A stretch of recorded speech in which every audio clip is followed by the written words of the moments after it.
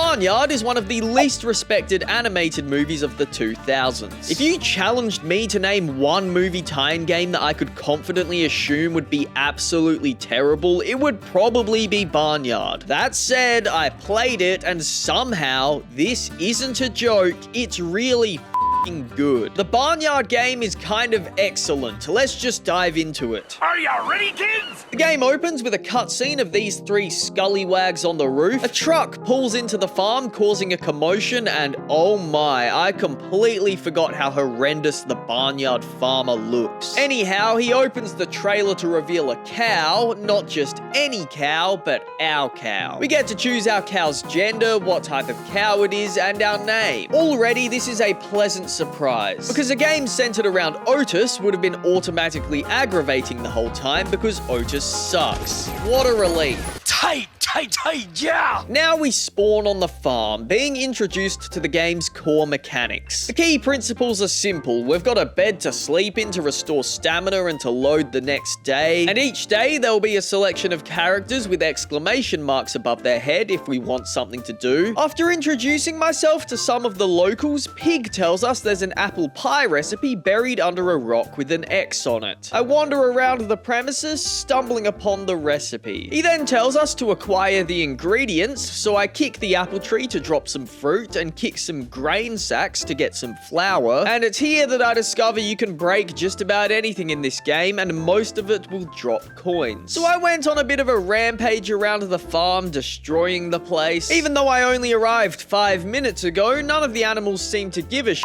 So I guess it's considered fine behavior. With the apple and flour, Pig cooks up a pie. Yeah, I'm gonna want some pie. No, I meant now. Get the pie now.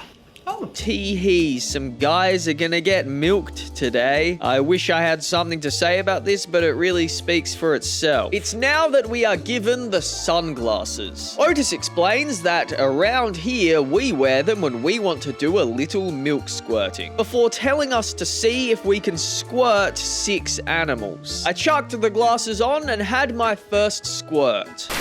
Ew! Would you not do that? Hey, you wanted this, right? There is something a little off-putting about wandering around, finding innocent targets and squirting my stream on them purely for the love of the game, but I guess it's just cow's milk, so I guess it's fine. Also, just to be clear, before anyone gets smart in the comments thinking they're the first to make this observation, my character is a male cow with an udder, and if you can't handle that, then f*** off.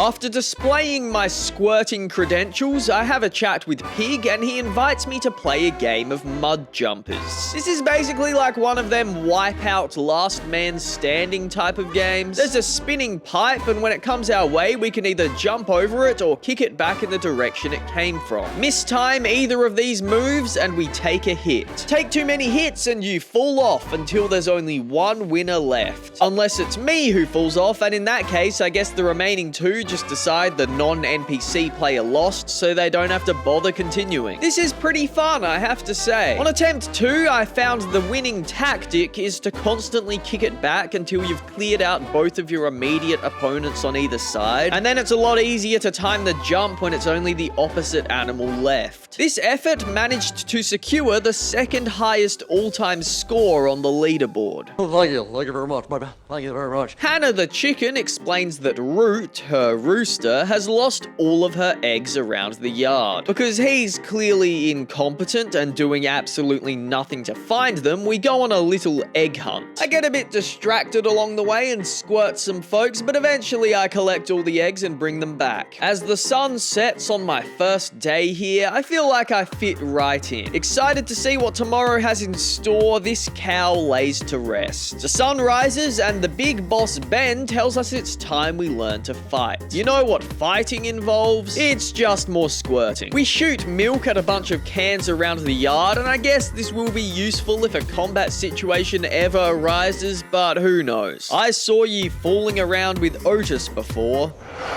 You don't know what you're talking about, do you? After completing this training, Ben rewards us with the key to the front gate, opening the doors to the wide outside world. And okay, wow, there's actually a lot more to this than I expected. Wow. Otis gives me the key to his bike, and now we're rolling, able to properly explore the surrounding areas. The bike definitely isn't the smoothest operating vehicle in gaming history. It's a challenge trying to judge sliding around corners, and it's also prone to getting stuck in bushes and objects. But hey, it's a faster way to get around the farmlands, and it gets the job done. It is acceptable. As night falls, I can hear from outside that the club is going hectic. So I have a chat with the bouncer to let me in, and... oh, it's dead as in here. There are some cows trying to lift the mood with a dance, but yeah, nah, this isn't getting it done. On that note, I left the club and went to sleep. The sun had a panic attack and a new day was born. I do some more tasks, collecting some ingredients for pig. There's a bunch of cows sleeping down near Dankweed Pond. Yes, Dankweed Pond. I've got to go down there to wake them up by squirting them, which they are not amused by. After immersing myself in the barnyard universe for a while, Root sends us down to the Gopher Hole to buy a pool table for the club. The Gophers own the main store in the game, and here they have heaps of different pieces of furniture and party equipment that we can buy with the coins we collect. When I bought a piano, I was excited to go down and play it, only to find it sitting up on the stage out of reach, which was a bit disappointing. What's the point? But when I bought the pool table, I found it in the basement. Duke seems to consider himself a bit of a pool maestro, claiming to be the #1 pool-playing dog in the state. So he challenges me to a game, and I accept. The reality of Duke's ability is 1 minute he'll hit a pretty insane shot like this, and then the next minute he'll completely miss the mark. I can't say my pool-playing abilities were too much better, and in the end it got pretty close. Duke had the opportunity to make the most simple pot of the game, and had he executed it, we would have both been trying to sink the final ball. But instead, he did this.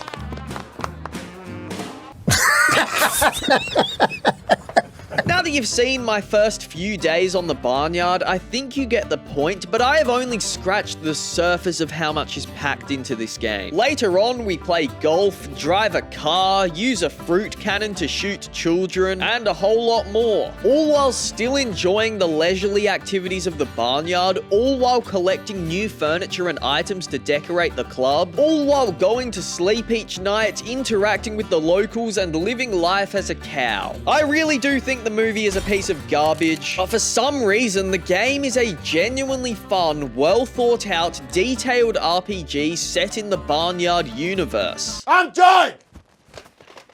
You hear me?